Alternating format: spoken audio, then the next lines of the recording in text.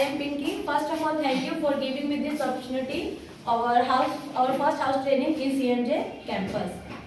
Okay, so today our topic inclusive education, यानी कि समावेशी शिक्षा. समावेशी शिक्षा किसे कहते हैं, इस बारे में आज हम लोग जानेंगे. ठीक है, तो समावेशी शिक्षा जानने से पहले थोड़ा सा हम लोग नेचर के बारे में जानते हैं कि हमारा नेचर आखिर हमें क्या बताता है. Segregation is against the law of nature, यानी कि हमारी प्रकृति भी बताती है कि अलगाव की परिस्थिति उत्पन्न नहीं करनी चाहिए. जैसे सेग्रीगेशन में होता है अलगाव और नेचर में होता है प्रकृति. ये हम सब किसी को पता है. ठीक है, तो सेग्रीगेशन यानी कि अलगाव. अलगाव कहने का मतलब है कि आप किसी को अलग थलग नहीं लेके चलेंगे. प्रकृति में चाहे वो हमारे इस वर्ल्ड में कोई BMW में चल रहा हो या फिर कोई साइकिल से चल रहा हो, जो सनलाइट है वो सबको इक्वली सनलाइट देती है. ठीक है, तो जिस प्रकार नेचर हम सबको एक समान रूप से लेके चलती है, उसी तरह टीचर का ये दायित्व बनता है कि वो सभी बच्चों को एक समान रूप से लेके चले. ठीक है, तो इसमें फर्स्ट ये आता है कि बच्चों की नीड क्या है, बच्चे आगे चाहते क्या है. ठीक है, सभी बच्चों को एक साथ लेके चलना ही समावेशी शिक्षा है. बच्चों में एबिलिटी होती है, बच्चों में डिसेबिलिटी भी होती है और बच्चों में डिफरेंस भी होता है. ठीक है, वो डिफरेंस किस प्रकार का है, वो डिफरेंस हो सकता है कल्चर के हो, जेंडर हो, उनकी लैंग्वेज हो, मेंटल एबिलिटी हो, फिजिकल एबिलिटी हो या फिर उनके इंटरेस्ट हो. ठीक है, तो इसमें हम लोग कल्चर सब किसी का कल्चर अलग अलग है, ये हमें अच्छे से पता है. कुछ लोग पंजाबी होते हैं, कुछ लोग गुजराती होते हैं, कुछ लोग हिंदी बोलते हैं, कुछ लोग इंग्लिश बोलते हैं. किसी के घर में किसी की मदर टंग गुजराती है, किसी की मदर टंग पंजाबी है. तो ऐसा नहीं है कि आपको अगर क्लास में गए और कोई बच्चा आपको पंजाबी दिखाता हो, बोले अरे ये तुम तो पंजाबी बोलते हो, चलो तुम जाके पीछे बैठो, मेरी भाषा हमको समझ में नहीं आ रही. ऐसा टीचर को नहीं करना है. ठीक है, जेंडर में सबको पता है कि जेंडर भी सबके अपने अलग अलग होते हैं, यानी कि हमको जेंडर बायस को बढ़ावा नहीं देना है. लड़की हो या लड़का, लड़कियों को ये नहीं कहना है कि तुम डांस कर सकती हो और लड़कों को ये नहीं कहना है कि तुम लोग मैथ में अच्छे हो या साइंस में अच्छे हो. लड़का और लड़की दोनों को क्या करके लेके चलना है, इक्वल लेके चलना है. लड़की भी मैथ अच्छा बना सकती है, वो भी अच्छी साइंस पढ़ सकती है और लड़के भी डांस अच्छा कर सकते हैं. लैंग्वेज, अब लैंग्वेज की बात आती है तो लैंग्वेज में भी बहुत तरह की लैंग्वेजेस होती है. हमारे संविधान में 22 तरह की लैंग्वेजों की अनुसूची है, जिसको हम लोग को हमारे इंडिया में ये लागू किया गया, जिसे हमें पढ़ना है. मेंटल एबिलिटी क्या है, मेंटल एबिलिटी को कि कोई क्रिएटिव चाइल्ड है, कोई गिफ्टेड चाइल्ड है, कोई नॉर्मल चाइल्ड है, सब बच्चों को एक वे में लेके चलना है. ठीक है, ये नहीं सोचना है कि वो बच्चा तेज है तो चलो पढ़ने में बहुत अच्छा है, कोई कमजोर है तो चलो वो कमजोर है, ऐसा नहीं है. सबको साथ लेके चलना है.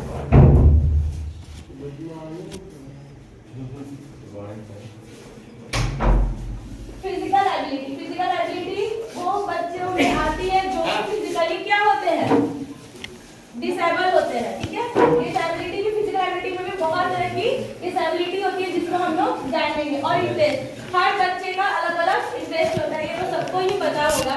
कुछ बच्चों को पढ़ाई अच्छी लगती है, कुछ को पेंटिंग करना अच्छा लगता है और कुछ को डांस करना अच्छा लगता है. ठीक है, तो इन डिफरेंस को लेके टीचर को नहीं चलना है. इन डिफरेंस को हम लोग साइड करेंगे और सभी बच्चों को एक साथ उनकी नीड के अनुसार उन्हें इन रिच करिकुलम को हम लोग प्लान करके उनको एजुकेशन देंगे. ये है समावेशी शिक्षा.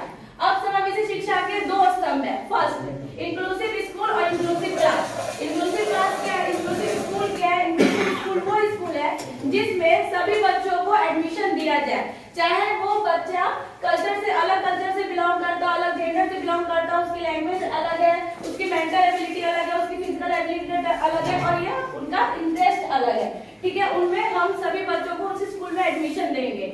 आज की शिक्षा प्रणाली इंक्लूसिव स्कूल को ही ज्यादातर मान्य देती है. हमारा शिक्षा प्रणाली 2020 भी यही कहती है कि सभी बच्चों को एक स्कूल में एक साथ पढ़ाएंगे, बशर्ते फिजिकल एबिलिटी वाले बच्चों को हटाकर. फिजिकल एबिलिटी वाले बच्चे कौन, जिनका IQ लेवल 70 से कम है, उन्हें हम लोग नॉर्मल स्कूल में नहीं पढ़ा सकते हैं. इसके लिए उन्हें अलग से स्कूल की प्रावधान किए गए हैं. ठीक है, बट इसमें जितने भी मेंटल एबिलिटी वाले बच्चे हैं, जिनमें बहुत तरह के डिसऑर्डर होते हैं, उन्हें भी हम साथ लेके चलेंगे. इंक्लूसिव एजुकेशन में आप बच्चों को चेंज नहीं कर सकते हैं, आप चेंज करेंगे खुद को, आप चेंज करेंगे अपने एजुकेशन सिस्टम में, स्कूल को चेंज करेंगे आप. ये नहीं कि आप बच्चों को ये कहें कि तुम में कमी है, बच्चों की कमी को नहीं बताना है, कमी अपनी खुद की देखनी है.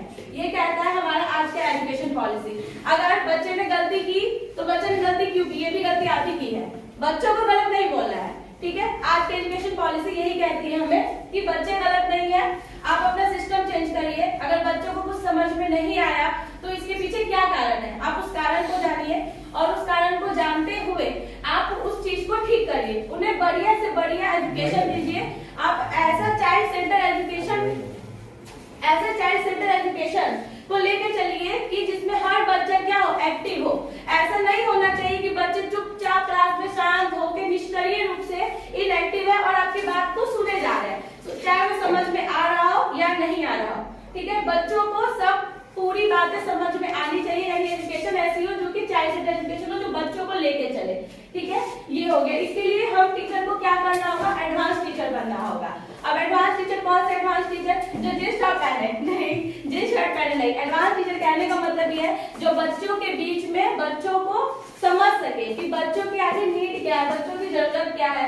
आप अपना जो सिलेबस है उनको रिच करिकुलम को लेके चलेंगे, TLM का यूज करेंगे। अब TLM क्या है, तो TLM वो टेक्निक है एजुकेशन की जिसमें जिन बच्चों को, जो बच्चे कम सुनते हैं, जिन्हें कम सुनाता है, तो आप क्या करेंगे, उस बच्चे के लिए आप अपनी आवाज को लाउड करेंगे कि उस बच्चे को आपकी आवाज वो सुन सके। ठीक है, जिन बच्चों को कम दिखता है उन बच्चों को आप आगे बैठाएंगे ताकि उसे बोर्ड अच्छे से दिख सके, वो आपके फेस को अच्छे से देखे, क्योंकि अगर उसको देखने में प्रॉब्लम है तो आपकी लिपसिंग देखेगा तो वो चीज को समझ पाएगा। ठीक है, उसके बाद कुछ बच्चे ऐसे हैं जो कि बैकवर्ड या कास्ट की बात नहीं हुई है। यहाँ बैकवर्ड का कहने का मतलब ये है कि जो बच्चे अपनी उम्र के हिसाब से कम सोचते और समझ पाते हैं, उनके लिए थोड़ा सा हम स्लो हो जाएंगे। कुछ बच्चे अच्छे होते हैं पढ़ने में, तो क्या करना है, और कुछ बच्चे कमजोर हैं, तो कमजोर बच्चे आपकी बात को समझ पाए, इसके लिए आप अपने पढ़ाने के तरीकों को थोड़ा सा स्लो कर लेंगे ताकि सब एक साथ चल सके। ठीक है, आपको सेंसिटिव होना पड़ेगा।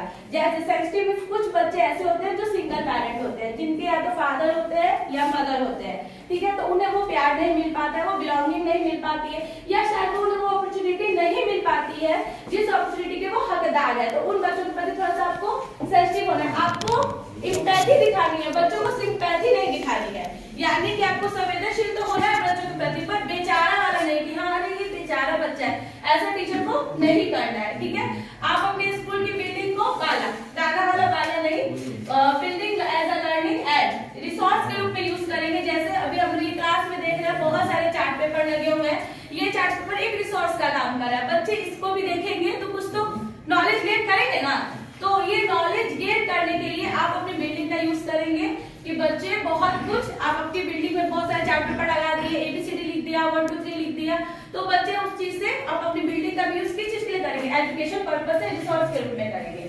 ठीक है, अब हो गया इंक्लूसिव क्लासरूम।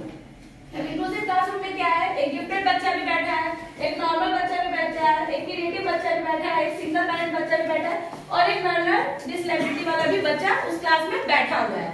ठीक है, गिफ्टेड बच्चे वो बच्चे होते हैं जिनका IQ 110 से ऊपर होता है। 110 से IQ जिनका ऊपर होता है वो बच्चे बहुत जल्दी किसी बात को समझ सकते हैं। हो सकता है कि ये उनका एनवायरमेंटली या फिर उनका अनुवांशिक हो कि वो तेज है। ठीक है, तो उन बच्चों में तेज है तो वो तो है ही।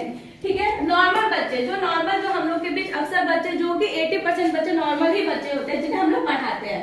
ठीक है, क्रिएटिव बच्चे जो होते हैं बहुत हाइपर सेंसिटिव और हाइपर एक्टिव होते हैं। उन बच्चों के साथ क्या प्रॉब्लम है, वो चाहते हैं कि सब कुछ सीख लेना है और इतना जल्दी सीख लेना है कि ये भी सीख ले, ये भी सीख ले, वो भी जान जाए, ये भी जान जाए। तो ऐसे बच्चे क्लास में बोर नहीं हो इसके लिए उन्हें एक्स्ट्रा एक्टिविटी कराएंगे। अब एक्स्ट्रा एक्टिविटी ये नहीं कि टीचर बैठ गया और क्लास में क्या, चलो तुमको याद है ना, अब चलो सबसे सुनना शुरू करो, ऐसा नहीं करना है सब, क्योंकि और बच्चों के अंदर ये भावना आती है कि हम तो कमजोर हैं, टीचर को ये नहीं करना है, टीचर को ही एक्टिव होना है।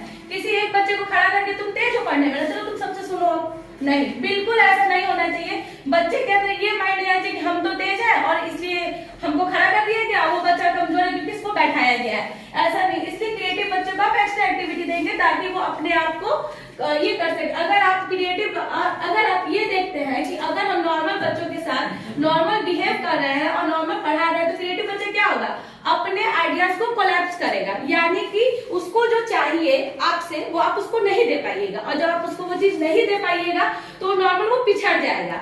तो टीचर को इस बात का ध्यान रखना ही रखना है कि कोई बच्चा क्लास में बोर नहीं हो, चाहे वो क्रिएटिव हो, गिफ्टेड हो या नॉर्मल हो। ठीक है, चाहे वो सिंगल पेरेंट ही बच्चा क्यों नहीं हो। अब आते हैं हम लोग लर्निंग डिसेबिलिटी पे।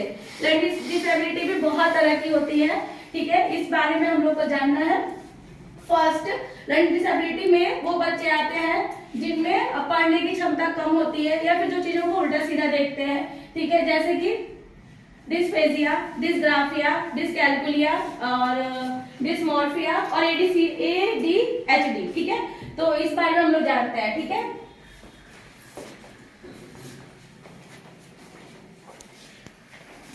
तो चिल्ड्रन की जो है वो थिंकिंग भी क्या होती है, अलग अलग होती है, ठीक है। तो थिंकिंग भी दो प्रकार की होती है, डाइवर्जेंट थिंकिंग और कन्वर्जेंट थिंकिंग। तो डाइवर्जेंट थिंकिंग वो थिंकिंग होती है जिसमें बच्चों को अलग अलग तरीकों से सोचने के लिए बताया जाए। जैसे बच्चों को हम ऐसा क्वेश्चन देंगे कि जो बात बच्चों को ज्यादा सोचने पे मजबूर करे कि उसका आंसर वो कितने तरीकों से दे सकते हैं। अब इसमें से कोई क्वेश्चन आप बताइए कि डाइवर्जेंट थिंकिंग का कोई क्वेश्चन बताइए, क्या क्वेश्चन होगा, आप में से किसको पता है कि जिस क्वेश्चन को आप बच्चे को बोले और उसको वो अलग अलग तरीकों से सोचे। जैसे कि हम लोग बोलते हैं ना 3 + 5, सबको पता है 3 + 5 = 8, सबको पता है। तो वो आपका हो गया क्या, कन्वर्जेंट थिंकिंग, यानी कि बच्चे को कुछ भी आप पूछे और उसका आंसर एक सीमित जगह पे जाके रुक गया, तो वो आपकी हो गई कन्वर्जेंट थिंकिंग। और ये नॉर्मल बच्चों में होती है। पर जो डाइवर्जेंट थिंकिंग है वो बच्चे क्रिएटिव जो बच्चे होते हैं, जो गॉड गिफ्टेड बच्चे होते हैं, वो डाइवर्जेंट थिंकिंग पे जाते हैं। तो बताइए कोई ऐसा क्वेश्चन जो आपके डाइवर्जेंट थिंकिंग को लेके हो। 6 + 5 = 9। सही बात है। तो जैसे कि आपको अलग तरीकों से सोचने के लिए कहा जाए, वो डाइवर्जेंट थिंकिंग हो गया, ठीक है। दूसरा, इसमें क्या होता है कि डाइवर्जेंट थिंकिंग, अब हम ये नहीं कह सकते हैं कि हर बच्चा गिफ्टेड बच्चा क्रिएटिव होगा, बट जो क्रिएटिव बच्चे होते हैं वो गिफ्टेड जरूर होते हैं। जैसे सचिन तेंदुलकर, वो क्या खेलते हैं, क्रिकेट खेलते हैं, उन्होंने PhD तो नहीं कर रखी है एजुकेशन में, पर वो क्या है, क्रिएटिव है, ठीक है। तो हर क्रिएटिव चाइल्ड क्या हो सकता है, गिफ्टेड हो सकता है, but her gifted child creative नहीं हो सकता है, ये चीज है। उसके बाद से आप इसमें क्या करेंगे, अपनी क्लास में बच्चों को ज्यादातर आप लोग डाइवर्जेंट थिंकिंग में पढ़ाने की कोशिश करेंगे, जो कि अलग अलग चीजों को अलग अलग तरीकों से क्या पाए, सोच पाए, ठीक है। अब आप बच्चों से हमेशा पूछेंगे, बताओ राम ने क्या किया, ठीक है ना, तो एक पूछेंगे तो वो एक आंसर बोलेगा, पर आप उसी क्वेश्चन को अलग तरीके से पूछेंगे तो वो ज्यादा सोचेगा, बच्चों की थिंकिंग पावर क्या होगी, बढ़ेगी, ठीक है। इस तरह की आपको एजुकेशन पॉलिसी को अपनानी है, ठीक है। अब इसमें भी बहुत तरह की डिसेबिलिटी होती है, जैसे कि डिस्फेजिया। डिस्फेजिया क्या होता है, तो डिस्फेजिया वो प्रॉब्लम है जिसमें बच्चों को पढ़ने में क्या होती है, प्रॉब्लम होती है, ठीक है। प्रॉब्लम पढ़ने में क्या होगी, वो SAWS नहीं, वो क्या पढ़ेगा, SAW पढ़ सकता है, वो B को क्या पढ़ेगा, D पढ़ेगा। तो ये उसकी प्रॉब्लम नहीं, ये प्रॉब्लम क्या है, उसके नर्व सिस्टम में जरूर कोई ना कोई ऐसी प्रॉब्लम है जो चीजों को वो क्या कर रहा है, उल्टा देख रहा है। और जब वो उल्टा देखेगा तो वो उल्टा चीज को क्या करेगा, बोलेगा, पढ़ेगा, यानी कि पठन संबंधी विकार होता है। जब बच्चे वाज को 100 को वाज, B को D, 9 को 6, ये सब पढ़ते हैं, ठीक है। उसके बाद होता है डिस्ग्राफिया। अब डिस्ग्राफिया क्या है, ग्राफ से आप लोग, एक ट्रिक है, ग्राफ से आप लोग समझ सकते हैं, यानी कि लिखना, यानी लिखने संबंधी विकार, यानी कि आप अगर कुछ लिख रहे हैं तो आप गलत लिख रहे हैं, गलत यानी कि आप उल्टा लिख रहे हैं उस चीज को, या फिर कुछ आपको बोल रहा है लिखने के लिए, और जैसे कि आपको मम्मी बोला जाए तो आपको मम्मी नहीं करके उसकी स्पेलिंग यू की मात्रा में हमेशा क्या है, कंफ्यूजन है, ए की मात्रा में कंफ्यूजन है, ओ की मात्रा ऐसे की जगह आप लोग ऐसे लगा दे रहे हैं, तो वो हो गया डिस्ग्राफिया, ठीक है। इसके बाद आता है डिसकैल्कुलिया। अब डिसकैल्कुलिया क्या है, कैलकुलिया वर्ड से आप लोगों को समझ में आ रहा होगा क्या है, ये मैथ से रिलेटेड प्रॉब्लम है। मैथ से रिलेटेड प्रॉब्लम क्या है, ऐसा थोड़ा है कि बच्चा मैथ नहीं बना सकता है, वो बना सकता है, पर वो उस चीज को सोच नहीं पा रहा है उस तरीके से कि उस क्वेश्चन उसको मिला, ठीक है, कि चलो 2 सेब है, 2 आम है, इनको बताओ कि टोटल एक टोकरी में कितने सारे हैं, इस चीज को समझ पाएगा, पर उसको कहीं ना कहीं उस क्वेश्चन को समझने में क्या होगी, प्रॉब्लम होगी। वो ऐड को, प्लस को, माइनस को, मल्टीप्लाई को, ये चीज को वो अच्छे से चिन्हों को प्रयोग नहीं कर पा रहा है, वो नहीं समझ पा रहा है, वो अपनी थिंकिंग पावर को उतना नहीं लेके चल पा रहा है, जिस कारण से उसमें डिसकैल्कुलिया वाली प्रॉब्लम आएगी। तो यानी कि आप लोग समझ गए कि डिस्ग्राफिया जो है लिखने संबंधी विकार है, डिस्फेजिया जो है आपके बोलने संबंधी विकार है, और डिसकैल्कुलिया आपकी मैथ से रिलेटेड विकार है। इसमें एक आता है डिसमॉर्फिया। अब डिसमॉर्फिया क्या है, तो डिसमॉर्फिया वो है जैसे कि आप लोग किसी को बहुत दूर से देख रहे होता है ना, आप लोग देखते हैं कोई चीज तो आप लोग लगता है कि अरे वो तो शेर है, पर वो शेर नहीं होता, वो क्या होता है, चीता है या डॉगी है। तो आपको अक्सर भ्रम की स्थिति स्थिति जो पैदा होती है, भ्रम की स्थिति पैदा है, जैसे कि आप मोर को मुर्गी समझ लिए, मुर्गी को मोर समझ लिए, ठीक है। इस तरह की एबिलिटी ये आगे चल के ठीक हो सकती है, पर 100% नहीं, 90% ये जो प्रॉब्लम है ये ठीक हो जाती है। बच्चों को अक्सर कंफ्यूजन होता है कि चलो ये 4 पैर वाला है तो ये डॉगी ही होगा, ये 4 पैर वाला है तो ये बिल्ली ही होगी। नहीं, उसको आप क्या करेंगे, अलग लेके चलेंगे। यानी कि डिस्मॉर्फिया वो डिजीज, वो डिसेबिलिटी है जो कि बच्चों को भ्रम की स्थिति पैदा करती है, जिनको डिफरेंस नहीं कर पाते हैं कि ये मोर है कि मुर्गी है, ठीक है, या फिर ये कुत्ता है या बिल्ली है। भ्रम की स्थिति पैदा होती है, वही होता है डिस्मॉर्फिया। डिस्प्रैक्सिया क्या है? डिस्प्रैक्सिया वो एबिलिटी है, वो डिसेबिलिटी है जो कि मोटर संबंधी डिसेबिलिटी है। मोटर संबंधी डिसेबिलिटी भी बहुत तरह की डिसेबिलिटी होती है, जैसे कि आप मान के चले कि आप किसी बच्चे को कोई बॉल कैच करने के लिए दिए, ठीक है, और बच्चा क्या हुआ, उस बॉल को फेंका तो आपने इधर, पर वो चीज को समझ नहीं पा रहा, वो कैच करने के लिए इधर घुमा, यानी कि उसकी जो बॉडी, जो फिजिकल उसका बॉडी है, वो उसको हेल्प नहीं कर पा रहा है कि उसको हाथ अपना इधर ही करना है, इधर ही उसको बॉल पकड़नी है। वो अपने हाथों का, अपने आईज का, कई बार आप किसी बच्चे से बात करिएगा तो उसका आईज कांटेक्ट देखिएगा, बात करिएगा सब वो देखेगा इधर, होता है ना। तो ये एबिलिटी डिस्प्रेजिया में जाती है, ठीक है। इसमें बच्चों को अपनी एबिलिटी को, हाथ की एबिलिटी को जो होती है उसकी अपने मसल्स को वो ठीक तरह से क्या कर सकता है, प्रयोग नहीं कर पाता है, ठीक है। एक इसमें आता है ADHD। अब ADHD क्या है? ये अटेंशन डिफिशिएंसी डिसऑर्डर। इसमें बच्चे जो होते हैं बहुत ज्यादा हाइपर एक्टिव होते हैं। बच्चे तो सारे ही हाइपर एक्टिव है। बचपन में एक उम्र होती है 2 से 6, ठीक है, उस उम्र में बच्चे बहुत हाइपर एक्टिव होते हैं। ये कर ले, वो कर ले, ये जोड़ ले, ये तोड़ ले, ये बना ले, वो बना ले, ठीक है, ऐसा उनमें एक्टिविटी पाई जाती है। पर आगे चल के धीरे धीरे उन बच्चों के अंदर क्या जाती है, समझदारी आ जाती है और वो अपनी इस एक्टिविटी को कम करते हुए अपना ध्यान एक तरफ केंद्रित कर लेते हैं, ठीक है। अटेंशन डिफिशिएंसी में बच्चे की एकाग्रता में कमी होती है। एकाग्रता क्या? यानी कि आप उसे कोई काम दी और बोले कि चलो बेटा बैठ के इस काम को तुम करो, तो वो 1 घंटा उस बैठ को काम को नहीं कर सकता है। उसके लिए आपको क्या करना होगा, तो इस ऑर्डर को दूर करने के लिए सबसे अच्छा तरीका है क्या, टाइम मैनेजमेंट करिएगा। टाइम मैनेजमेंट ऐसा कि बच्चा उस काम को कम समय में अच्छे से कर पाए, ठीक है। रेडी, चलिए आज की क्लास यही खत्म होती है। Thank you for all. तो समग्र शिक्षा जानने से पहले थोड़ा सा हम लोग नेचर के बारे में जानते हैं कि हमारा नेचर आखिर हमें क्या बताता है। Segregation is against the law of nature, यानी कि हमारी प्रकृति भी बताती है कि अलगाव की परिस्थिति उत्पन्न नहीं करनी चाहिए। जैसे सेग्रीगेशन मीन्स होता है अलगाव और नेचर मीन्स होता है प्रकृति, ये हम सब किसी को पता है, ठीक है। तो सेग्रीगेशन यानी कि अलगाव। अलगाव कहने का मतलब है कि आप किसी को अलग थलग नहीं लेके चलेंगे। प्रकृति में चाहे वो हमारे इस वर्ल्ड में कोई BMW में चल रहा हो या फिर कोई साइकिल से चल रहा हो, जो सनलाइट है वो सबको इक्वली सनलाइट देती है, ठीक है। तो जिस प्रकार नेचर हम सबको एक समान रूप से लेके चलती है, उसी तरह टीचर का ये दायित्व बनता है कि वो सभी बच्चों को एक समान रूप से लेके चले, ठीक है। तो इसमें फर्स्ट ये आता है कि बच्चों की नीड क्या है, बच्चे आगे चाहते क्या है, ठीक है। सभी बच्चों को एक साथ लेके चलना ही समावेशी शिक्षा है। बच्चों में एबिलिटी होती है, बच्चों में डिसेबिलिटी भी होती है और बच्चों में डिफरेंस भी होता है, ठीक है। वो डिफरेंस किस प्रकार का है? वो डिफरेंस हो सकता है कल्चर के हो, जेंडर हो, उनकी लैंग्वेज हो, मेंटल एबिलिटी हो, फिजिकल एबिलिटी हो या फिर उनके इंटरेस्ट हो, ठीक है। तो इसमें हम लोग कल्चर सब किसी का कल्चर अलग अलग है, ये हमें अच्छे से पता है। कुछ लोग पंजाबी होते हैं, कुछ लोग गुजराती होते हैं, कुछ लोग हिंदी बोलते हैं, कुछ लोग इंग्लिश बोलते हैं। किसी के घर में किसी की मदर टंग गुजराती है, किसी की मदर टंग पंजाबी है। तो ऐसा नहीं है कि आपको अगर क्लास में गए और कोई बच्चा आपको पंजाबी दिखाता हो, बोले अरे ये तुम तो पंजाबी बोलते हो, चलो तुम जाके पीछे बैठो, मेरी भाषा हमको समझ में नहीं आ रही। ऐसा टीचर को नहीं करना है, ठीक है। जेंडर में सबको पता है कि जेंडर भी सबके अपने अलग अलग होते हैं, यानी कि हमको जेंडर बायस को बढ़ावा नहीं देना है। लड़की हो या लड़का, लड़कियों को ये नहीं कहना है कि तुम डांस कर सकती हो और लड़कों को ये नहीं कहना है कि तुम लोग मैथ में अच्छे हो या साइंस में अच्छे हो। लड़का और लड़की दोनों को क्या करके लेके चलना है, इक्वल लेके चलना है। लड़की भी मैथ अच्छा बना सकती है, वो भी अच्छी साइंस पढ़ सकती है और लड़के भी डांस अच्छा कर सकते हैं।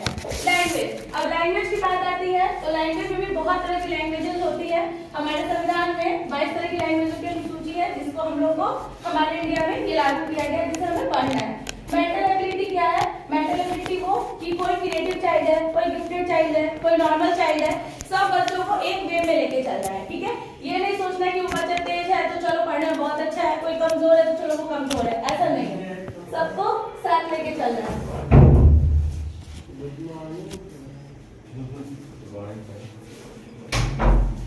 फिजिकल एबिलिटी वो बच्चों में आती है जो फिजिकली क्या होते हैं, डिसेबल होते हैं, ठीक है। डिसेबिलिटी की फिजिकल एबिलिटी में भी बहुत तरह की डिसेबिलिटी होती है जिसको हम लोग जानेंगे। और इंटरेस्ट, हर बच्चे का अलग अलग इंटरेस्ट होता है, ये तो सबको ही पता होगा। कुछ बच्चों को पढ़ाई अच्छी लगती है, कुछ को पेंटिंग करना अच्छा लगता है और कुछ को डांस करना अच्छा लगता है, ठीक है। तो इन डिफरेंस को लेके टीचर को नहीं चलना है, इन डिफरेंस को हम लोग साइड करेंगे और सभी बच्चों को एक साथ उनकी नीड के अनुसार उन्हें इन रिच करिकुलम को हम लोग प्लान करके उनको एजुकेशन देंगे। ये है समावेशी शिक्षा। अब समावेशी शिक्षा के दो स्तंभ है। फर्स्ट, इंक्लूसिव स्कूल और इंक्लूसिव क्लास। इंक्लूसिव क्लास क्या है? इंक्लूसिव स्कूल क्या है? इंक्लूसिव स्कूल वो स्कूल है जिसमें सभी बच्चों को एडमिशन दिया जाए, चाहे वो बच्चा कल्चर से अलग कल्चर से बिलोंग करता, अलग जेंडर से बिलोंग करता, उसकी लैंग्वेज अलग है, उसकी मेंटल एबिलिटी अलग है, उसकी फिजिकल एबिलिटी अलग है और ये उनका इंटरेस्ट अलग है, ठीक है। उनमें हम सभी बच्चों को उस स्कूल में एडमिशन देंगे। आज की शिक्षा प्रणाली इंक्लूसिव स्कूल को ही ज्यादातर मान्य देती है। हमारा शिक्षा प्रणाली 2020 भी यही कहती है कि सभी बच्चों को एक स्कूल में एक साथ पढ़ाएंगे, बशर्ते फिजिकल एबिलिटी वाले बच्चों को हटाकर। फिजिकल एबिलिटी वाले बच्चे कौन? जिनका IQ लेवल 70 से कम है, उन्हें हम लोग नॉर्मल स्कूल में नहीं पढ़ा सकते हैं, इसके लिए उन्हें अलग से स्कूल की प्रावधान किए गए हैं, ठीक है। बट इसमें जितने भी मेंटल एबिलिटी वाले बच्चे हैं जिनमें बहुत तरह के डिसऑर्डर होते हैं उन्हें भी हम साथ लेके चलेंगे। इंक्लूसिव एजुकेशन में आप बच्चों को चेंज नहीं कर सकते हैं, आप चेंज करेंगे खुद को, आप चेंज करेंगे अपने एजुकेशन सिस्टम में, स्कूल को चेंज करेंगे आप। ये नहीं कि आप बच्चों को ये कहें कि तुम में कमी है, बच्चों की कमी को नहीं बताना है, कमी अपनी खुद की देखनी है। ये कहता है हमारा आज का एजुकेशन पॉलिसी। अगर बच्चे ने गलती की तो बच्चे ने गलती क्यों की, ये भी गलती आप ही की है, बच्चों को गलत नहीं बोलना है, ठीक है। आज की एजुकेशन पॉलिसी यही कहती है हमें कि बच्चे गलत नहीं है, आप अपना सिस्टम चेंज करिए। अगर बच्चों को कुछ समझ में नहीं आया तो इसके पीछे क्या कारण है, आप उस कारण को जानिए और उस कारण को जानते हुए आप उस चीज को ठीक करिए, उन्हें बढ़िया से बढ़िया एजुकेशन दीजिए। आप ऐसा चाइल्ड सेंटर एजुकेशन को लेके चलिए कि जिसमें हर बच्चा क्या हो, एक्टिव हो। ऐसा नहीं होना चाहिए कि बच्चे चुपचाप क्लास में शांत होकर निष्क्रिय रूप से इनएक्टिव है और आपकी बात को सुने जा रहे हैं, चाहे वो समझ में आ रहा हो या नहीं आ रहा हो, ठीक है। बच्चों को सब पूरी बातें समझ में आनी चाहिए, यानी एजुकेशन ऐसी हो जो कि चाइल्ड सेंटर एजुकेशन हो, जो बच्चों को लेके चले, ठीक है। ये हो गया। इसके लिए हम टीचर को क्या करना होगा? एडवांस टीचर बनना होगा। अब एडवांस टीचर कौन सा एडवांस टीचर? जो जींस टॉप पहने नहीं, जींस शर्ट पहने नहीं। एडवांस टीचर कहने का मतलब ये है जो बच्चों के बीच में बच्चों को समझ सके कि बच्चों की आखिर नीड क्या है, बच्चों की जरूरत क्या है। आप अपना जो सिलेबस है उनको इन रिच करिकुलम को लेके चलेंगे, TLM का यूज करेंगे। अब TLM क्या है? तो TLM वो टेक्निक है एजुकेशन की जिसमें जिन बच्चों को, जो बच्चे कम सुनते हैं, जिन्हें कम सुनाता है, तो आप क्या करेंगे? उस बच्चे के लिए आप अपनी आवाज को लाउड करेंगे कि उस बच्चे को आपकी आवाज वो सुन सके, ठीक है। जिन बच्चों को कम दिखता है उन बच्चों को आप आगे बैठाएंगे ताकि उसे बोर्ड अच्छे से दिख सके, वो आपके फेस को अच्छे से देखे, क्योंकि अगर उसको देखने में प्रॉब्लम है तो आपकी लिपसिंग देखेगा तो वो चीज को समझ पाएगा, ठीक है।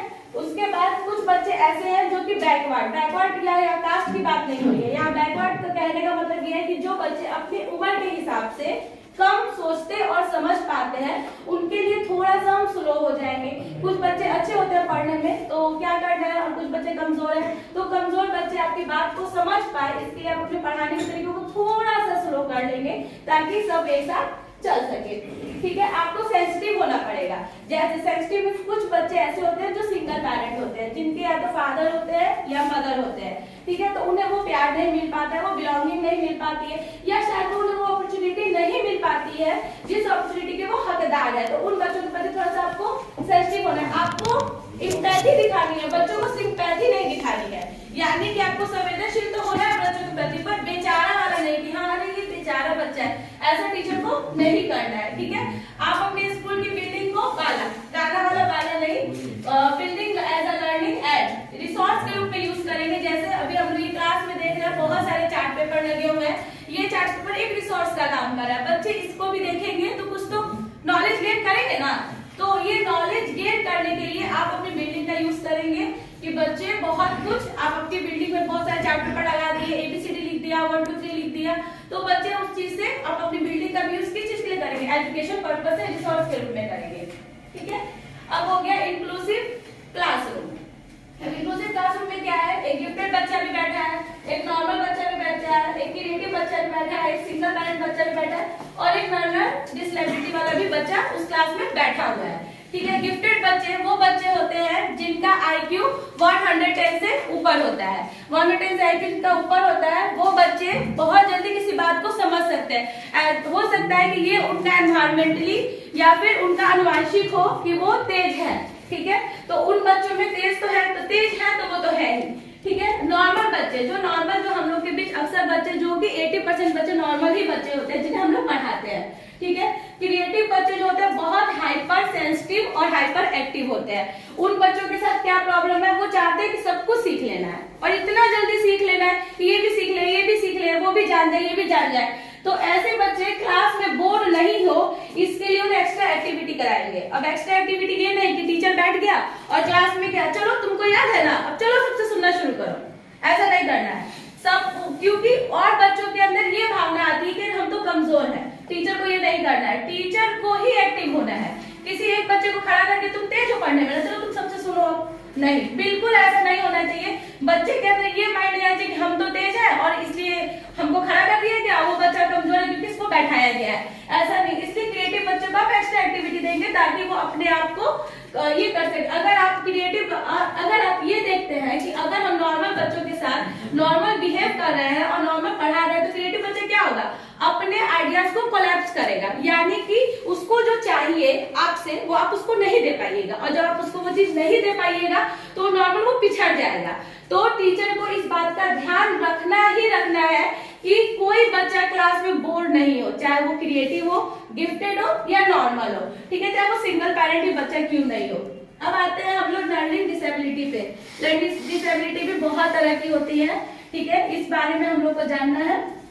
फर्स्ट, लर्निंग डिसेबिलिटी में वो बच्चे आते हैं जिनमें पढ़ने की क्षमता कम होती है या फिर जो चीजों को उल्टा सीधा देखते हैं। ठीक है, जैसे कि डिस्फेजिया, डिस्ग्राफिया, डिस्कैल्कुलिया और डिस्मॉर्फिया और ADHD। ठीक है, तो इस बारे में हम लोग जानते हैं। ठीक है,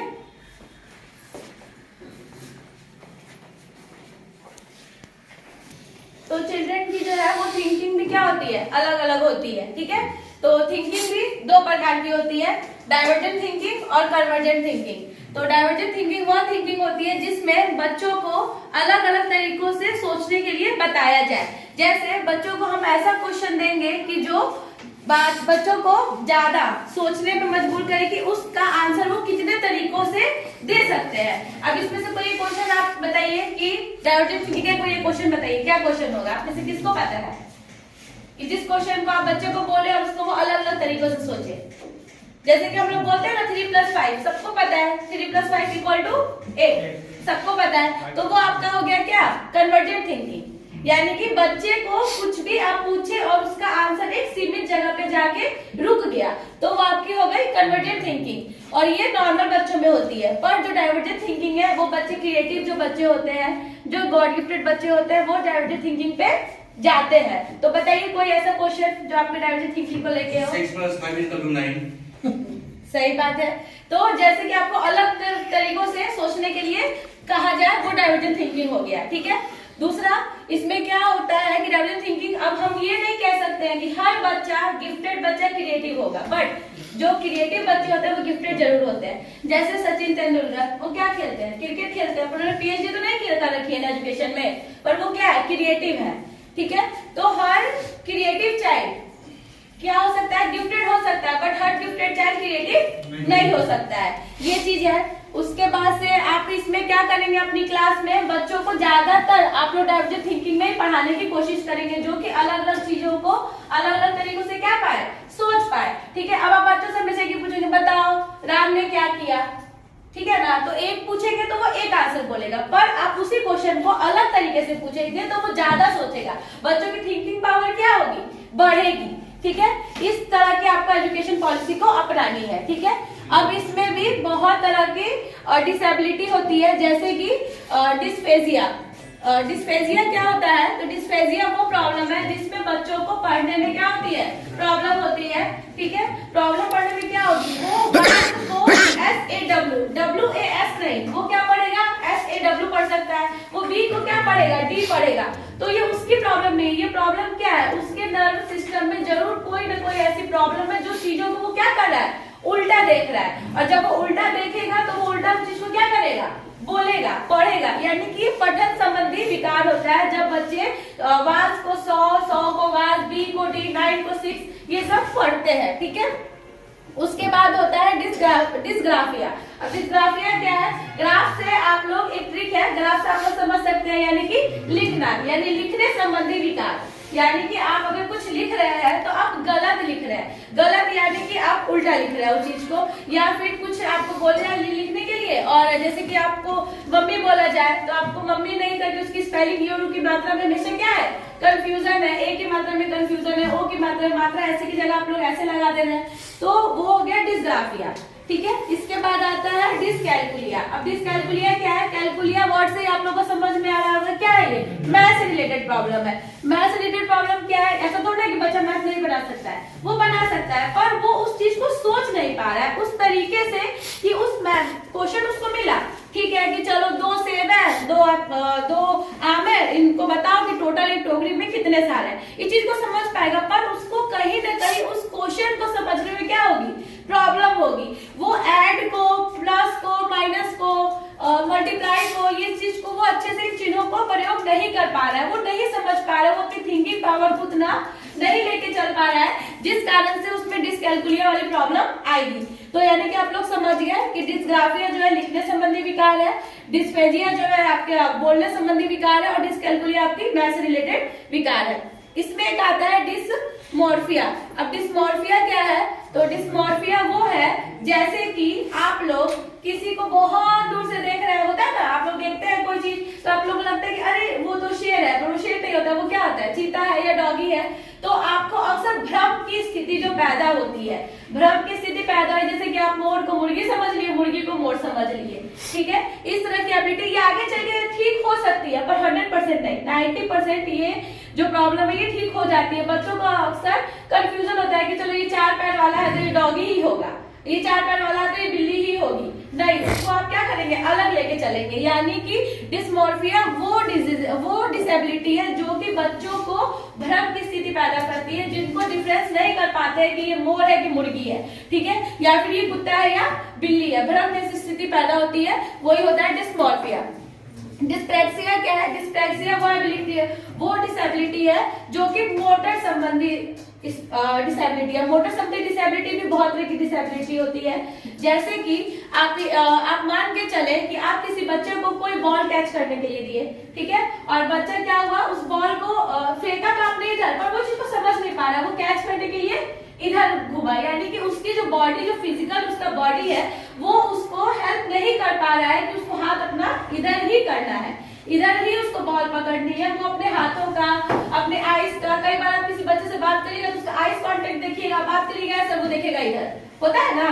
तो ये एबिलिटी डिस्प्रेजिया में जाती है, ठीक है। इसमें बच्चों को अपनी एबिलिटी को, हाथ की एबिलिटी को जो होती है उसकी अपने मसल्स को वो ठीक तरह से क्या कर सकता है? प्रयोग नहीं कर पाता है, ठीक है। एक इसमें आता है ADHD। अब ADHD क्या है? ये अटेंशन डिफिशिएंसी डिसऑर्डर। इसमें बच्चे जो होते हैं बहुत ज्यादा हाइपर एक्टिव होते हैं। बच्चे तो सारे ही हाइपर एक्टिव है। बचपन में एक उम्र होती है 2 से 6, ठीक है, उस उम्र में बच्चे बहुत हाइपर एक्टिव होते हैं, ये कर ले, वो कर ले, ये जोड़ ले, ये तोड़ ले, ये बना ले, वो बना ले, ठीक है, ऐसा उनमें एक्टिविटी पाई जाती है। पर आगे चल के धीरे धीरे बच्चों के अंदर क्या जाती है? समझदारी आ जाती है, और वो अपनी इस एक्टिविटी को कम करते हुए अपना ध्यान एक तरफ केंद्रित कर लेते हैं, ठीक है। अटेंशन डिफिशिएंसी में बच्चे की एकाग्रता में कमी होती है। एकाग्रता क्या? यानी कि आप उसे कोई काम दी और बोले कि चलो बेटा बैठ के इस काम को तुम करो, तो वो 1 घंटा उस बैठ को काम को नहीं कर सकता है। उसके लिए आपको क्या करना होगा? तो इस ऑर्डर को दूर करने के लिए सबसे अच्छा तरीका है कि आप टाइम मैनेजमेंट करिएगा। टाइम मैनेजमेंट ऐसा कि बच्चा उस काम को कम समय में अच्छे से कर पाए। ठीक है, रेडी। चलिए आज की क्लास यही खत्म होती है। Thank you for all. है कि आप किसी को अलग थलग नहीं लेके चलेंगे। प्रकृति में चाहे वो हमारे इस वर्ल्ड में कोई BMW में चल रहा हो या फिर कोई साइकिल से चल रहा हो, जो सनलाइट है वो सबको इक्वली सनलाइट देती है। ठीक है, तो जिस प्रकार नेचर हम सबको एक समान रूप से लेके चलती है, उसी तरह टीचर का ये दायित्व बनता है कि वो सभी बच्चों को एक समान रूप से लेके चले। ठीक है, तो इसमें फर्स्ट ये आता है कि बच्चों की नीड क्या है, बच्चे आगे चाहते क्या है। ठीक है, सभी बच्चों को एक साथ लेके चलना ही समावेशी शिक्षा है। बच्चों में एबिलिटी होती है, बच्चों में डिसेबिलिटी भी होती है और बच्चों में डिफरेंस भी होता है। ठीक है, वो डिफरेंस किस प्रकार का है? वो डिफरेंस हो सकता है कल्चर के हो, जेंडर हो, उनकी लैंग्वेज हो, मेंटल एबिलिटी हो, फिजिकल एबिलिटी हो या फिर उनके इंटरेस्ट हो। ठीक है, तो इसमें हम लोग कल्चर सब किसी का कल्चर अलग अलग है, ये हमें अच्छे से पता है। कुछ लोग पंजाबी होते हैं, कुछ लोग गुजराती होते हैं, कुछ लोग हिंदी बोलते हैं, कुछ लोग इंग्लिश बोलते हैं। किसी के घर में किसी की मदर टंग गुजराती है, किसी की मदर टंग पंजाबी है। तो ऐसा नहीं है कि आपको अगर क्लास में गए और कोई बच्चा आपको पंजाबी दिखाता हो, बोले अरे ये तुम तो पंजाबी बोलते हो, चलो तुम जाके पीछे बैठो, मेरी भाषा हमको समझ में नहीं आ रही। ऐसा टीचर को नहीं करना है। ठीक है, जेंडर में सबको पता है कि जेंडर भी सबके अपने अलग अलग होते हैं, यानी कि हमको जेंडर बायस को बढ़ावा नहीं देना है। लड़की हो या लड़का, लड़कियों को ये नहीं कहना है कि तुम डांस कर सकती हो और लड़कों को ये नहीं कहना है कि तुम लोग मैथ में अच्छे हो या साइंस में अच्छे हो। लड़का और लड़की दोनों को क्या करके लेके चल रहा है? इक्वल लेके चल रहा है। लड़की भी मैथ अच्छा करा सकती है, वो भी अच्छी साइंस पढ़ सकती है और लड़के भी डांस अच्छा कर सकते हैं। लैंग्वेज, अब लैंग्वेज की बात आती है तो लैंग्वेज में भी बहुत तरह की लैंग्वेजेस होती है। हमारे संविधान में 22 तरह की लैंग्वेजों की सूची है, जिसको हम लोग को हमारे इंडिया में ये लागू किया गया है, जिसे हमें पढ़ना है। मेंटल एबिलिटी क्या है? मेंटल एबिलिटी वो कि कोई क्रिएटिव चाइल्ड है, कोई गिफ्टेड चाइल्ड है, कोई नॉर्मल चाइल्ड है, सब बच्चों को एक वे में लेके चल रहा है। ठीक है, ये नहीं सोचना कि वो बच्चा तेज है तो चलो पढ़ने में बहुत अच्छा है, कोई कमजोर है तो चलो वो कमजोर है, ऐसा नहीं है, सबको साथ लेके चल रहा है।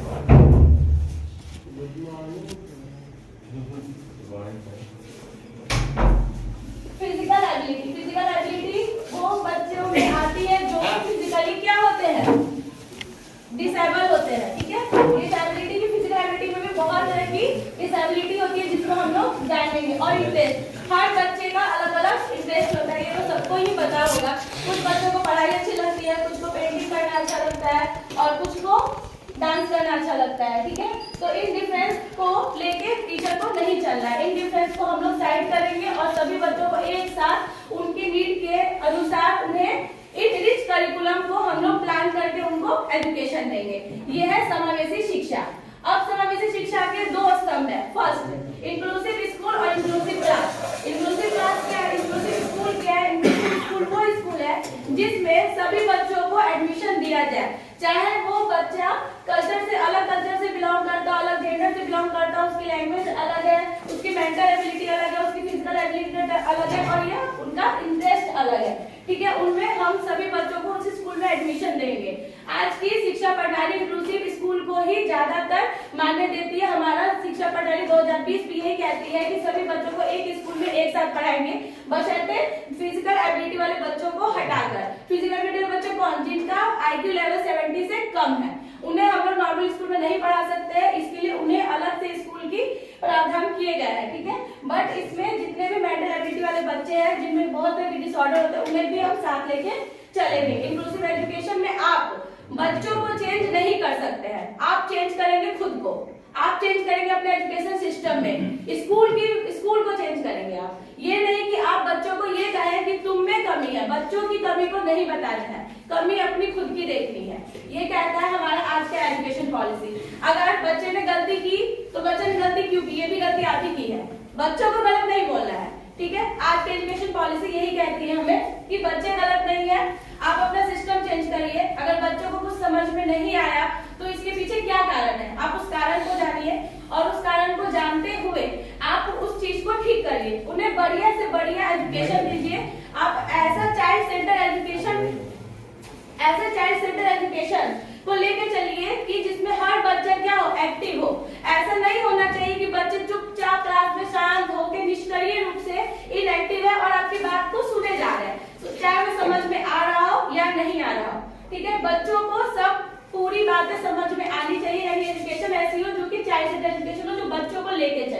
ठीक है, ये हो गया। इसके लिए हम टीचर को क्या करना होगा, एडवांस टीचर बनना होगा। अब एडवांस टीचर कौन सा एडवांस टीचर, जो जींस टॉप पहने नहीं, जींस शर्ट पहने नहीं। एडवांस टीचर कहने का मतलब ये है जो बच्चों के बीच में बच्चों को समझ सके कि बच्चों की आगे नीड क्या है, बच्चों की जरूरत क्या है। आप अपना जो सिलेबस है उनको इंग्लिश करिकुलम को लेके चलेंगे, TLM का यूज करेंगे। अब TLM क्या है, तो TLM वो टेक्निक है एजुकेशन की जिसमें जिन बच्चों को, जो बच्चे कम सुनते हैं, जिन्हें कम सुनाता है, तो आप क्या करेंगे, उस बच्चे के लिए आप अपनी आवाज को लाउड करेंगे कि उस बच्चे को आपकी आवाज वो सुन सके। ठीक है, जिन बच्चों को कम दिखता है उन बच्चों को आप आगे बैठाएंगे ताकि उसे बोर्ड अच्छे से दिख सके, वो आपके फेस को अच्छे से देखे, क्योंकि अगर उसको देखने में प्रॉब्लम है तो आपकी लिपसिंग देखेगा तो वो चीज को समझ पाएगा। ठीक है, उसके बाद कुछ बच्चे ऐसे हैं जो कि बैकवर्ड या कास्ट की बात नहीं हो रही है। यहाँ बैकवर्ड का कहने का मतलब ये है कि जो बच्चे अपनी उम्र के हिसाब से कम सोचते और समझ पाते हैं उनके लिए थोड़ा सा हम स्लो हो जाएंगे। कुछ बच्चे अच्छे होते हैं पढ़ने में तो क्या करना है, और कुछ बच्चे कमजोर हैं तो कमजोर बच्चे आपकी बात को समझ पाए, इसके लिए आप अपने पढ़ाने के तरीकों को थोड़ा सा स्लो कर लेंगे ताकि सब एक साथ चल सके। ठीक है, आपको सेंसिटिव होना पड़ेगा। जैसे सेंसिटिव में कुछ बच्चे ऐसे होते हैं जो सिंगल पेरेंट होते हैं, जिनके या तो फादर होते हैं या मदर होते हैं। ठीक है, तो उन्हें वो प्यार नहीं मिल पाता है, वो बिलोंगिंग नहीं मिल पाती है, या शायद उन्हें वो अपॉर्चुनिटी नहीं मिल पाती है जिस अपॉर्चुनिटी के वो हकदार है। तो उन बच्चों के प्रति थोड़ा सा आपको सेंसिटिव होना है, आपको एम्पैथी दिखानी है, बच्चों को सिंपैथी नहीं दिखानी है। यानी कि आपको संवेदनशील तो होना है बच्चों के प्रति, पर बेचारा वाला नहीं कि हाँ अरे ये बेचारा बच्चा है, ऐसा टीचर को नहीं करना है। ठीक है, आप अपने स्कूल की बिल्डिंग को गाना वाला बाला नहीं, building as a learning aid resource के रूप में यूज करेंगे। जैसे अभी हम लोग क्लास में देख रहे हैं बहुत सारे चार्ट पेपर लगे हुए हैं, ये चार्ट पेपर एक रिसोर्स का काम कर रहा है। बच्चे इसको भी देखेंगे तो कुछ तो नॉलेज गेन करेंगे ना, तो ये नॉलेज गेन करने के लिए आप अपनी बिल्डिंग का यूज करेंगे कि बच्चे बहुत कुछ, आप अपनी बिल्डिंग में बहुत सारे चार्ट पेपर लगा दिए, ABCD लिख दिया, 1 2 3 लिख दिया, तो बच्चे उस चीज से आप अपनी बिल्डिंग का यूज किस चीज के लिए करेंगे, एजुकेशन पर्पस से रिसोर्स के रूप में करेंगे। ठीक है, अब हो गया इंक्लूसिव क्लासरूम। अब इंक्लूसिव क्लासरूम में क्या है, एक गिफ्टेड बच्चा भी बैठा है, एक नॉर्मल बच्चा भी बैठा है, एक क्रिएटिव बच्चा भी बैठा है, एक सिंगल पेरेंट बच्चा भी बैठा है और एक लर्नर डिसेबिलिटी वाला भी बच्चा उस क्लास में बैठा हुआ है। ठीक है, गिफ्टेड बच्चे वो बच्चे होते हैं जिनका IQ 110 से ऊपर होता है, 110 से IQ जिनका ऊपर होता है वो बच्चे बहुत जल्दी किसी बात को समझ सकते हैं। हो सकता है कि ये उनका एनवायरमेंटली या फिर उनका अनुवांशिक हो कि वो तेज है। ठीक है, तो उन बच्चों में तेज तो है, तो तेज है तो वो तो है ही। ठीक है, नॉर्मल बच्चे जो हम लोग के बीच अक्सर बच्चे जो कि 80% बच्चे नॉर्मल ही बच्चे होते हैं जिन्हें हम लोग पढ़ाते हैं। ठीक है, क्रिएटिव बच्चे जो होते हैं बहुत हाइपर सेंसिटिव और हाइपर एक्टिव होते हैं। उन बच्चों के साथ क्या प्रॉब्लम है, वो चाहते हैं कि सब कुछ सीख लेना है और इतना जल्दी सीख लेना है कि ये भी सीख ले, ये भी सीख ले, वो भी जान जाए, ये भी जान जाए। तो ऐसे बच्चे क्लास में बोर नहीं हो इसके लिए उन्हें एक्स्ट्रा एक्टिविटी कराएंगे। अब एक्स्ट्रा एक्टिविटी ये नहीं कि टीचर बैठ गया और क्लास में क्या, चलो तुमको याद है ना, अब चलो सबसे सुनना शुरू करो, ऐसा नहीं करना है सब, क्योंकि और बच्चों के अंदर ये भावना आती है कि हम तो कमजोर हैं, टीचर को ये नहीं करना है, टीचर को ही एक्टिव होना है। किसी एक बच्चे को खड़ा करके तुम तेज हो पढ़ने में, चलो तुम सबसे सुनो, नहीं, बिल्कुल ऐसा नहीं होना चाहिए। बच्चे के अंदर ये माइंड नहीं आना चाहिए कि हम तो तेज है और इसलिए हमको खड़ा कर दिया गया, वो बच्चा कमजोर है क्योंकि इसको बैठाया गया है, ऐसा नहीं। इसलिए क्रिएटिव बच्चों को आप एक्स्ट्रा एक्टिविटी देंगे ताकि वो अपने आप को ये कर सके। अगर आप ये देखते हैं कि अगर हम नॉर्मल बच्चों के साथ नॉर्मल बिहेव कर रहे हैं और नॉर्मल पढ़ा रहे हैं तो क्रिएटिव बच्चे क्या होगा, अपने आइडियाज को कोलैप्स करेगा, यानी कि उसको जो चाहिए आपसे वो आप उसको नहीं दे पाइएगा, और जब आप उसको वो चीज नहीं दे पाइएगा तो नॉर्मल वो पिछड़ जाएगा। तो टीचर को इस बात का ध्यान रखना ही रखना है कि कोई बच्चा क्लास में बोर नहीं हो, चाहे वो क्रिएटिव हो, गिफ्टेड हो या नॉर्मल हो। ठीक है, चाहे वो सिंगल पेरेंट ही बच्चा क्यों नहीं हो। अब आते हैं हम लोग लर्निंग डिसेबिलिटी पे। लर्निंग डिसेबिलिटी भी बहुत तरह की होती है। ठीक है, इस बारे में हम लोग को जानना है। फर्स्ट, लर्निंग डिसेबिलिटी में वो बच्चे आते हैं जिनमें पढ़ने की क्षमता कम होती है या फिर जो चीजों को उल्टा सीधा देखते हैं। ठीक है, जैसे कि डिस्फेजिया, डिस्ग्राफिया, डिस्कैल्कुलिया और डिस्मॉर्फिया और ADHD। ठीक है, तो इस बारे में हम लोग जानते हैं। ठीक है,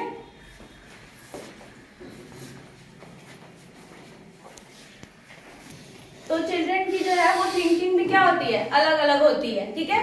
तो थिंकिंग भी दो प्रकार की होती है, डाइवर्जेंट थिंकिंग और कन्वर्जेंट थिंकिंग। तो डाइवर्जेंट थिंकिंग वह थिंकिंग होती है जिसमें बच्चों को अलग अलग तरीकों से सोचने के लिए बताया जाए। जैसे बच्चों को हम ऐसा क्वेश्चन देंगे कि जो बात बच्चों को ज्यादा सोचने में मजबूर करे कि उसका आंसर वो कितने तरीकों से दे सकते हैं। अब इसमें से कोई क्वेश्चन आप बताइए कि डाइवर्जेंट थिंकिंग का कोई क्वेश्चन बताइए, क्या क्वेश्चन होगा, आप में से किसको पता है कि जिस क्वेश्चन को आप बच्चे को बोले और उसको वो अलग अलग तरीकों से सोचे। जैसे कि हम लोग बोलते हैं ना 3+5, सबको पता है 3+5 = 8, सबको पता है। तो वो आपका हो गया क्या, कन्वर्जेंट थिंकिंग। यानी कि बच्चे को कुछ भी आप पूछे और उसका आंसर एक सीमित जगह पे जाके रुक गया, तो वो आपकी हो गई कन्वर्जेंट थिंकिंग। और ये नॉर्मल बच्चों में होती है। पर जो डाइवर्जेंट थिंकिंग है वो बच्चे क्रिएटिव जो बच्चे होते हैं, जो गॉड गिफ्टेड बच्चे होते हैं, वो डाइवर्जेंट थिंकिंग पे जाते हैं। तो बताइए कोई ऐसा क्वेश्चन जो आपके डाइवर्जेंट थिंकिंग को लेके हो। 6+5 = 9। सही बात है।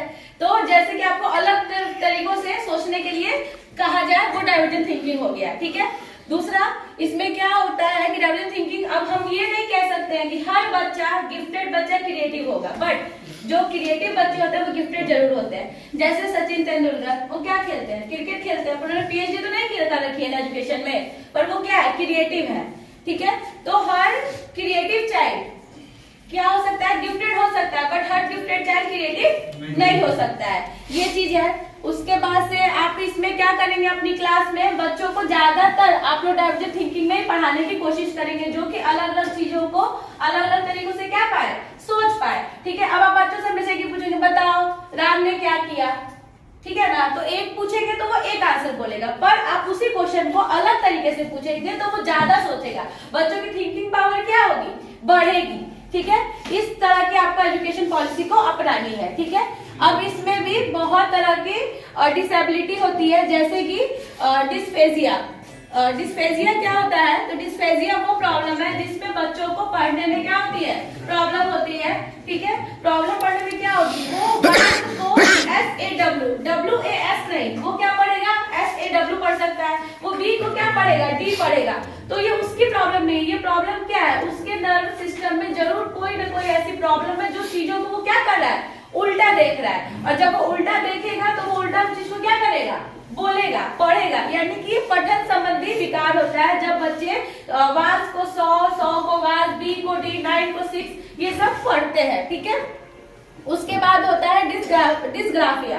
अब डिस्ग्राफिया क्या है, ग्राफ से आप लोग, एक ट्रिक है, ग्राफ से आप लोग समझ सकते हैं, यानी कि लिखना, यानी लिखने संबंधी विकार। यानी कि आप अगर कुछ लिख रहे हैं तो आप गलत लिख रहे हैं, गलत यानी कि आप उल्टा लिख रहे हैं उस चीज को, या फिर कुछ आपको बोला जाए लिखने के लिए, और जैसे कि आपको मम्मी बोला जाए तो आपको मम्मी नहीं करके उसकी स्पेलिंग यू की मात्रा में हमेशा क्या है, कंफ्यूजन है, ए की मात्रा में कंफ्यूजन है, ओ की मात्रा ऐसे की जगह आप लोग ऐसे लगा दे रहे हैं, तो वो हो गया डिस्ग्राफिया, ठीक है। इसके बाद आता है डिसकैलकुलिया। अब डिसकैलकुलिया क्या है, कैलकुलिया वर्ड से आप लोगों को समझ में आ रहा होगा क्या है, ये मैथ से रिलेटेड प्रॉब्लम है। मैथ से रिलेटेड प्रॉब्लम क्या है, ऐसा थोड़ा है कि बच्चा मैथ नहीं बना सकता है, वो बना सकता है, पर वो उस चीज को सोच नहीं पा रहा है उस तरीके से कि उस क्वेश्चन उसको मिला, ठीक है, कि चलो 2 सेब है, 2 आम है, इनको बताओ कि टोटल एक टोकरी में कितने सारे हैं, इस चीज को समझ पाएगा, पर उसको कहीं ना कहीं उस क्वेश्चन को समझने में क्या होगी, प्रॉब्लम होगी। वो ऐड को,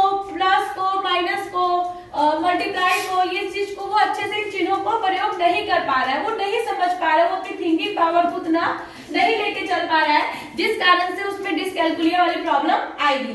तो यानी कि आप लोग समझ गए कि डिस्ग्राफिया जो है लिखने संबंधी विकार है, डिस्फेजिया जो है आपके बोलने संबंधी विकार है, और डिसकैलकुलिया आपकी मैथ से रिलेटेड विकार है। इसमें एक आता है डिसमॉर्फिया। अब डिसमॉर्फिया क्या है, तो डिसमॉर्फिया वो है जैसे कि आप लोग किसी को बहुत दूर से देख रहे होता है ना, आप लोग देखते हैं कोई चीज तो आप लोग को लगता है कि अरे वो तो शेर है, पर वो शेर नहीं होता, वो क्या होता है, चीता है या डॉगी है। तो आपको अक्सर भ्रम की स्थिति जो पैदा होती है, भ्रम की स्थिति पैदा हुई, जैसे कि आप मोर को मुर्गी समझ लिए, मुर्गी को मोर समझ लिए, ठीक है। इस तरह की एबिलिटी ये आगे चल के ठीक हो सकती है, पर 100% नहीं, 90% ये जो प्रॉब्लम है ये ठीक हो जाती है। बच्चों को अक्सर कंफ्यूजन होता है कि चलो ये 4 पैर वाला है तो ये डॉगी ही होगा, ये 4 पैर वाला तो ये बिल्ली ही होगी, नहीं, उसको आप क्या करेंगे, अलग लेके चलेंगे। यानी कि डिस्मॉर्फिया वो डिसेबिलिटी है जो कि बच्चों को भ्रम की स्थिति पैदा करती है, जिनको डिफरेंस नहीं कर पाते हैं कि ये मोर है कि मुर्गी है, ठीक है, या फिर ये कुत्ता है या बिल्ली है, भ्रम जैसी स्थिति पैदा होती है, वही होता है डिस्मॉर्फिया।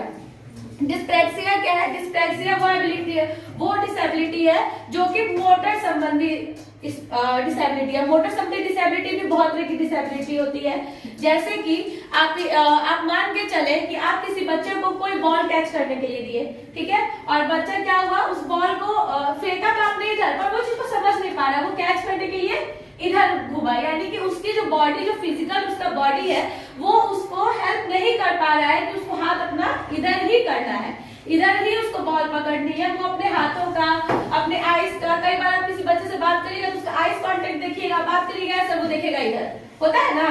तो ये एबिलिटी डिस्प्रेजिया में जाती है, ठीक है। इसमें बच्चों को अपनी एबिलिटी को, हाथ की एबिलिटी को जो होती है उसकी, अपने मसल्स को वो ठीक तरह से क्या कर सकता है, प्रयोग नहीं कर पाता है, ठीक है।